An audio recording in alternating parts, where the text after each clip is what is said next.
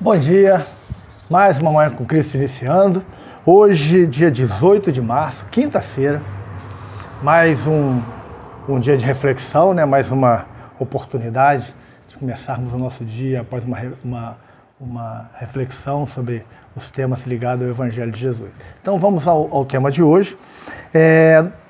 A página é Palavras de Jesus, que foi publicado no Livro da Esperança, editora Comunhão Espírita Cristã, capítulo 84, e também no Reformador de março de 1964, página 57. Então, baseado no Evangelho de Mateus, capítulo 6, versículo 26.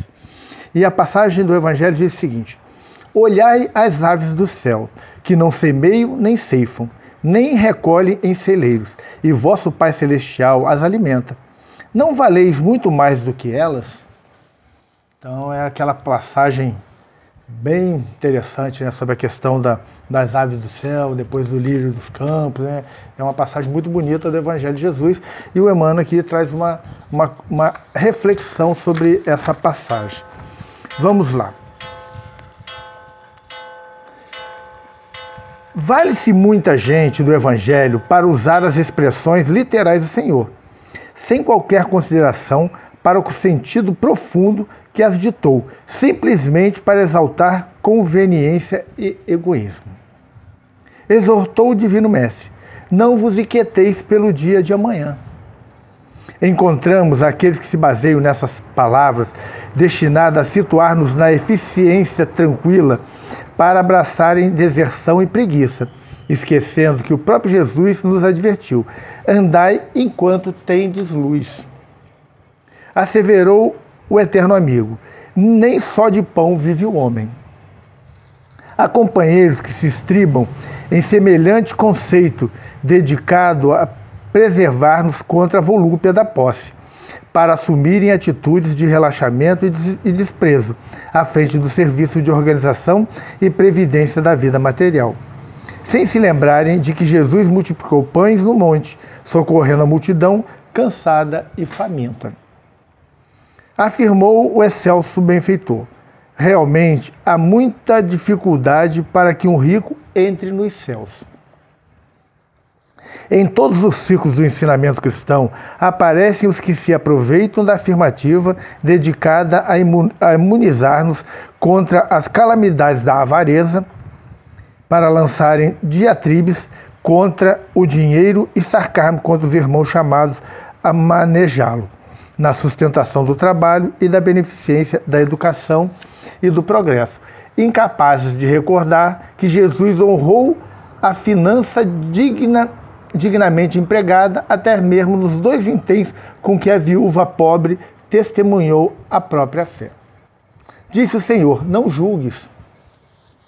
Em toda parte surpreendemos os que prevalecem do aviso que nos acautela quanto aos desastres da intolerância, para acobertarem vícios e má-fé, sem se prevenirem de que Jesus nos recomendou igualmente: orai e vigiai, a fim de não cairdes em tentação. Admoestou o mestre dos mestres: ao que vos pedir a túnica, cedei também a capa.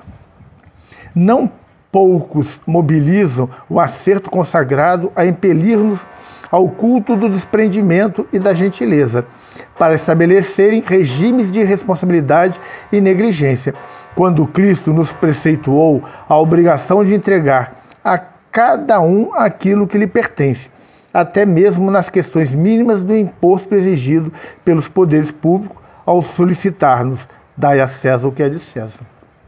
Não podemos esquecer que as palavras do Cristo, no curso dos séculos, receberam interpretações adequadas aos interesses de grupos, circunstâncias e administrações e pessoas.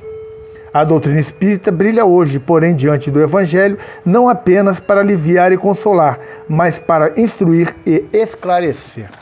Palavras de Jesus. Muito interessante, né? O Emmanuel falando aqui.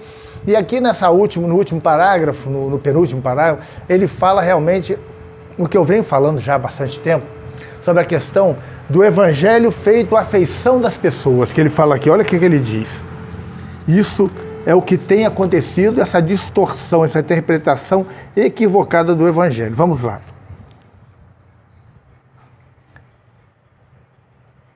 Não podemos esquecer que as palavras do Cristo, no curso dos séculos, receberam interpretações adequadas aos interesses de grupos, circunstâncias, administrações e pessoas. As pessoas, elas estão interpretando o Evangelho de Jesus, as palavras do Cristo, conforme seus interesses. E a gente observa como tem sido distorcido o Evangelho.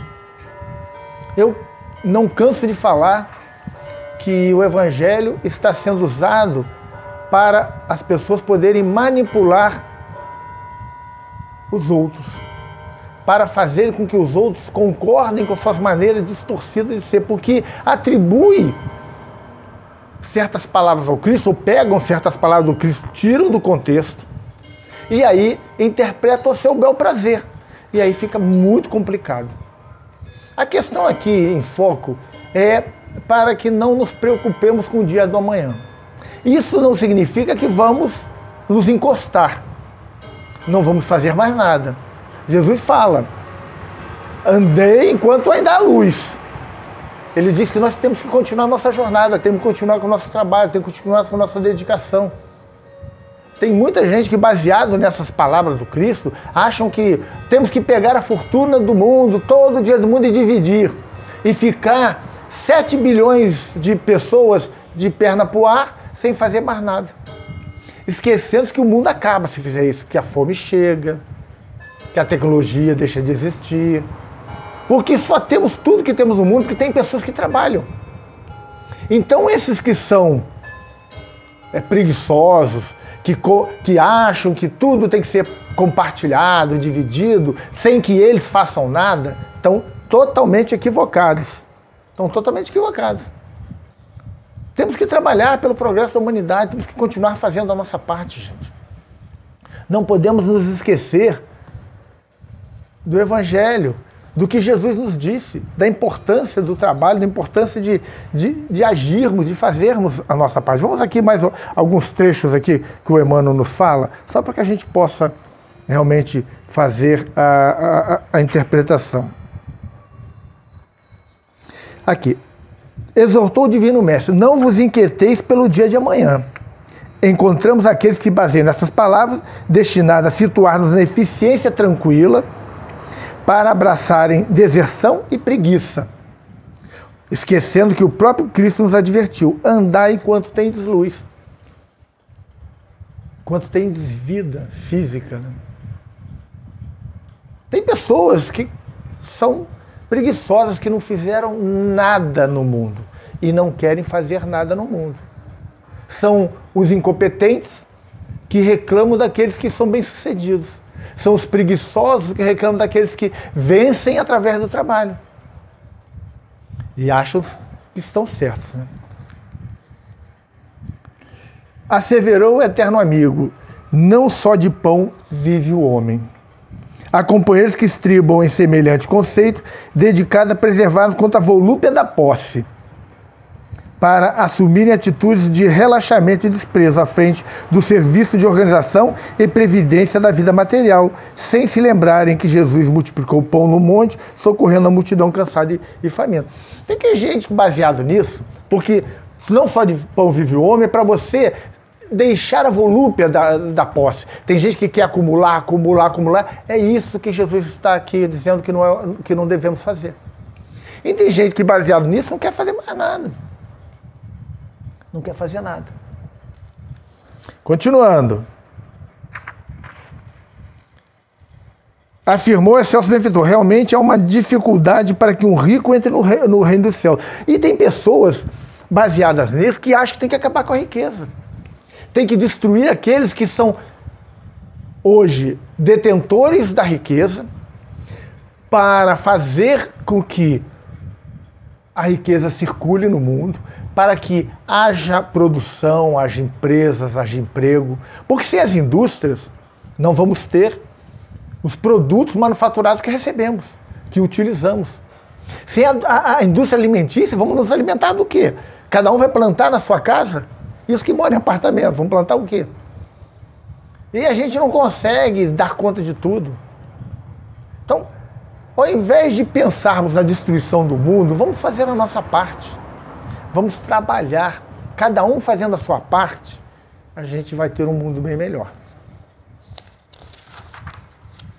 Vamos lá. Não julgueis.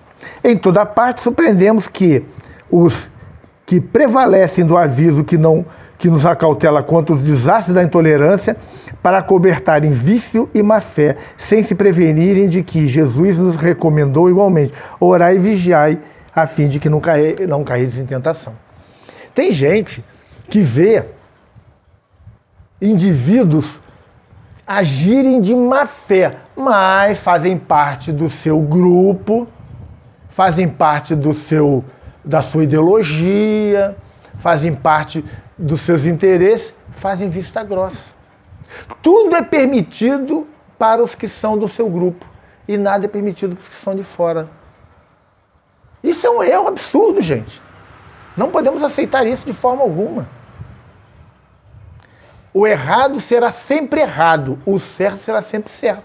Independente se é da nossa família, do nosso convívio, errado é errado, o certo é certo. Se tivermos a consciência disso, a gente não vai apoiar mais as pessoas que continuam agindo contra o interesse de muitos, contra a humanidade. Pessoas inescrupulosas, corruptas, maldosas, violentas. A gente tem que ser contra tudo isso, independente se é do nosso círculo de amizade, dentro do nosso entendimento ideológico. A gente não pode aceitar isso. Fazer o mal para implantar alguma coisa não se justifica. Me desculpem, mas não se justifica. Vamos então fazer a nossa prece para podermos encerrar a nossa manhã com Cristo de hoje. Pai nosso que estais nos céus, santificado seja o vosso nome. Venha a nós o vosso reino. Seja feita a vossa vontade, assim na terra como no céu. O pão nosso de cada dia nos dai hoje. Perdoai as nossas ofensas, assim como nós perdoamos a quem nos tem ofendido. Não nos deixeis cair em tentação, mas livrai-nos do mal. Amém. Se você chegou até aqui, se gostou da nossa reflexão, dê seu like, compartilhe nos seus grupos do WhatsApp, no seu Instagram, no seu Facebook. Se inscreva no canal se você não é inscrito, convide outras pessoas a se inscreverem. Vamos aumentar aí a quantidade de pessoas que participam do nosso grupo. Estamos querendo chegar aos 500 seguidores, né?